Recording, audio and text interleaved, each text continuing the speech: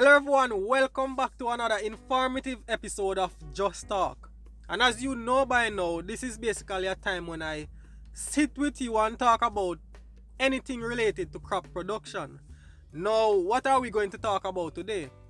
We are going to talk about lab rats. Now, just to put this in context, lab rat is basically a rat that is used in a lab for experimental purposes. Right? Now we are going to relate lab rats to our garden, growing our plants, our farm, whether commercial, subsistence, whatever. Get ready. And guess what? I don't really see or hear, a lot of gardeners talking about this, right? And it may seem like something that is very simple, but yet still, if we are doing it, or if some gardeners are doing it, they are not talking about it, but yet still it is very important. Now, how is a lab rat relevant to gardening? How is it important? Where does it come in when it comes on to gardening? Right? A lot of you might be saying, okay then, rats are damaging to our garden because they will eat your fruits, they will eat your tubers and so on. But I am not talking about that. Let us put the lab rat where it belongs now. As I said before, a lab rat is used in a lab for experimental purposes. Now, in your garden, remember that we use a lot of pesticides, we spray on our plants, we spray fungicides, we spray insecticides, all kind of sides on our plant leaves, right? And we also use or spray a lot of foliar fertilizer on our plants. Yes, this is getting very serious. Now, how many of you sprayed something on your plant, whether it be a pesticide or fertilizer, and you find that your plant leaves got burnt? This phytotoxic effect. How many of you have ever experienced that before? Me. Me, I've experienced it before. Now, what if I told you that a lab rat could be of help to you? Now, a lab rat in our garden is simply a few plants set aside for experimental purposes. Yes, got you there, man. It is not an actual rat, right? It is not an actual rat.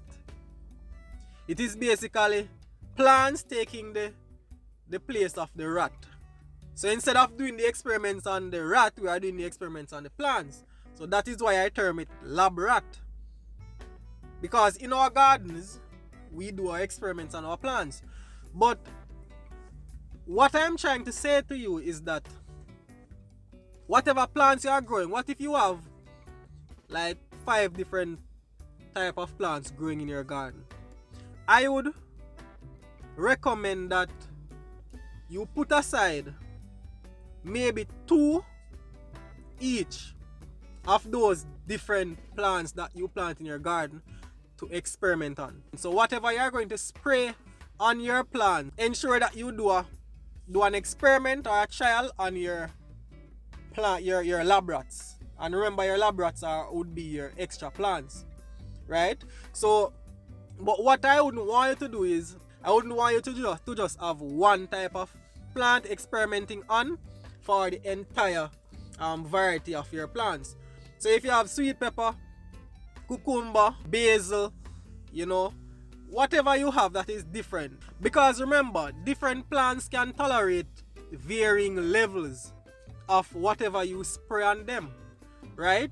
So if I spray a certain dose rate of a chemical on, say for instance, a sweet pepper plant, it might not cause any problem, any phytotoxic issues.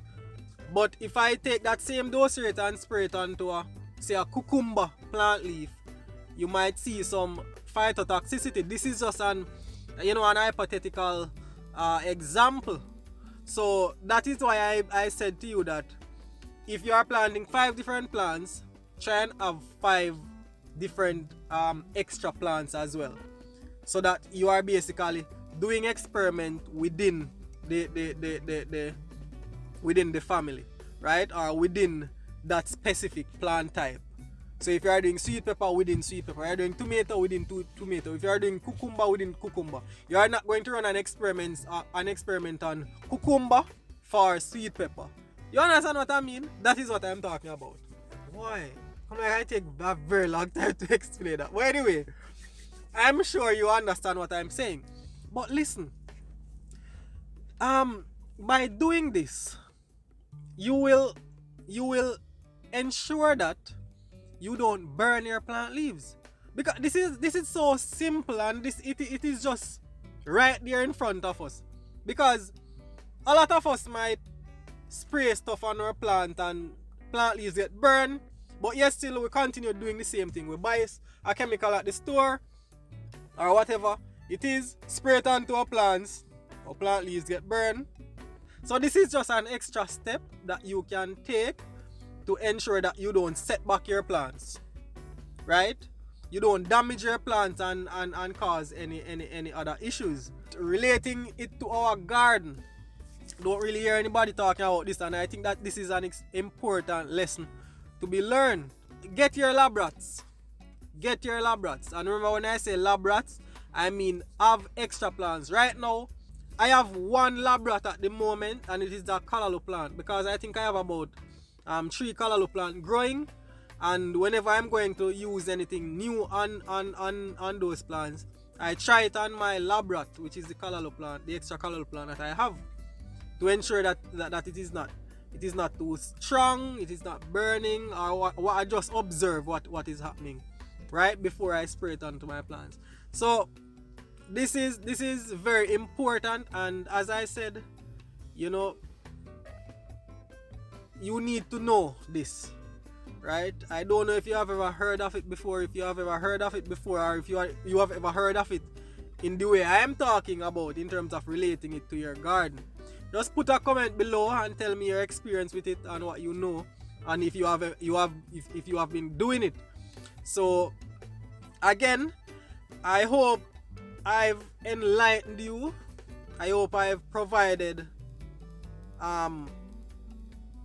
information that can be useful in your garden. I know it is very simple, right? It is very simple, and it is something that you are saying, wow, everybody should know. But the truth is, you know, we often make mistakes, and when you look, it's some simple things that if we were doing this, then we wouldn't meet upon the problem. But this is another simple tip that you can use in your garden, right? I don't see a problem in, if you are setting seeds or if you are doing propagation, I don't see a problem in setting a few additional seeds or propagating a few additional plants for your lab rats, right? So take my advice, grow some lab rats, whatever plants you have growing in your garden, right? And do your chemical testing on them, do your fertilizer testing on them, and see how they respond before you go ahead and put it on your beautiful plants that you want to continue to grow. I think I've explained what I wanted to talk about, and if you have any questions, any comments, please put them in the comment section. Please subscribe to my channel. Please like the videos, guys. Like the videos, like them. Get my videos out there, man. Get them out there. Grow the channel, because I have a lot more. You wouldn't believe. I have a lot more coming. I have some great plans. But just subscribe to the channel and let us grow. This is information that we want to get out there. Let us grow, right? Let us share the information. As I said, knowledge is power. And I'm so happy. Can't you see it in my face? I'm so happy to, whenever I come on the camera to share information, I'm very happy to share the information, you know. I'll see you again in another video.